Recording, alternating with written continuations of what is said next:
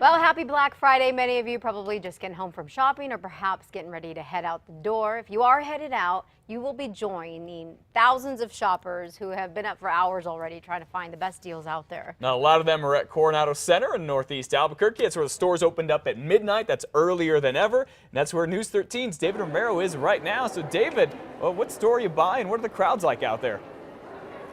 Getting pretty heavy, Matt, and of course, 12 a.m. and midnight and 4 a.m. That's nothing to us, but for some of these guys, it's apparently nothing to them either because they're out here at this hour, and we are joined by Daniel Hart. He's one of the early shoppers out here. Daniel, did you find what you were looking for? So far, so good, yeah. I've got more things to fill my basket up with, but yeah, it's been a hectic morning. How long have you guys been out? We started at 9 over at Target yeah, it's my first time I've actually been forced out in these Black Friday sales, so it's a new adventure for me. Yeah. Well, and what was the draw for you guys to really get out here? Was it just one sale? Was it all sales? Was it being part of the festivities? Yeah, it's mostly just the festivities for me. I mean, I could have been just fine staying at home, saving all my money, but it's nice to be out and about and enjoy this experience. How much money do you think you saved? I saved nothing. Spent way too much. What does the rest of your day look like? Dragged around by my sister until she gives up, and then I'm taking a roadrunner back up to Santa Fe. All right, Daniel, thanks for joining us this morning. Hope him and a lot of other people and shoppers here found the deals they're looking for. We're going to come to you throughout the morning and bring you more of them live, and a lot of them have a lot of shopping bags, and so it's beginning to look a lot like Christmas. Matt, back to you. All right, way to get in the holiday spirit. Hey, before you go, David, is Daniel still around? I want to find out what kind of coffee that guy drinks.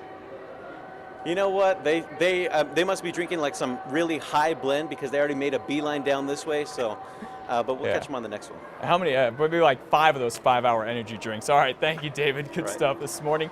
And remember, if you want to find out more about Black Friday, just head to our website, KRQE.com, and click on the Black Friday tab. Elizabeth?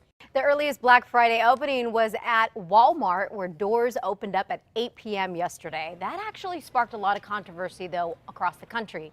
Demonstrators from the East to West Coast have been protesting for weeks, upset at the retail giant for interfering with Thanksgiving. Now, they're also upset about some labor practices. Today, a local union group plans on targeting several stores in Albuquerque and ones in Taos and Clovis. Walmart filed a complaint last week with the National Labor Relations Board, hoping to stop the protest, but it's not likely that the board will rule in time. And new for you this morning, dozens of people are hoping to be able to get back to their homes today after a big fire overnight. This happened about 1 o'clock here at the Three Fountains Apartments. They're on Lester Drive near Monolan, Wyoming. Firefighters there tell us they were able to get this fire out pretty quickly, but before that, there were some intense flames. In fact, one person had to go to the hospital after being burned. Investigators have not said how badly that person was burned, though. About 100 people did have to find somewhere else to sleep. Right now, investigators have not said exactly what caused that fire.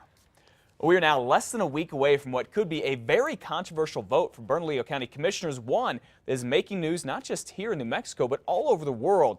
Commissioners have to decide if the Lovelace Respiratory Research Institute can keep running tests on animals. The lab used to be on federal property. Now it's on land that belongs to the county, so commissioners get to decide what can and cannot happen there. About 1,000 people who work at the lab there, and the lab says if the county decides it cannot test on animals, then they'll take those jobs and move somewhere else. If they were to leave Bernalillo County in the city of Albuquerque in New Mexico, they would take $1.7 billion over the next 10 years. Commissioner Wayne Johnson there says he has heard from a lot of people here in New Mexico and from as far away as Africa and Australia. He and the other commissioners are set to decide what will happen with the lab on Tuesday. A New Mexico woman is dead after a dive boat capsizes near South Florida. The 45-foot boat was slammed by a rogue wave in Pompano Beach yesterday afternoon. Now, it caused the boat with 23 people on board to flip. 41-year-old Nina Poppelsdorf from Sandia Park was pronounced dead at the hospital. 3 others were also transported but are okay. Rescue crews and Good Samaritans had to pluck the victims out from the water. Deputies are continuing to try and figure out if a driver involved in a deadly crash had been drinking. Deputies say 43-year-old Dennis Bernal was swerving and crossed into oncoming traffic on NM4 near White Rock Wednesday afternoon. They say he hit a Honda sedan head-on. Sources tell us that the son of AFD's union president was killed. Another teen was taken to the hospital with serious injuries.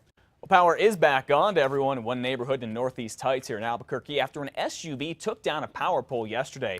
At 11:30 yesterday morning, police say this SUV ran a red light here at Eubank and Constitution, slammed into a car, then crashed into the power pole and snapped it. Officers have not said if anyone was hurt in that crash, and P&M was able to fix that pole pretty quickly. In Portales, police there are still trying to figure out why there's a big spike in cars getting broken into. 104 cars have been broken into there so far this year, and a third of them, more than 30, have happened just in the last month. Investigators have not said if they have any idea who is behind all of those break-ins. Just another good reminder, particularly now as you're out shopping, don't leave purses, shopping bags, anything like that in your car. It's a magnet to thieves to go bust a window and get on in there. That is for sure.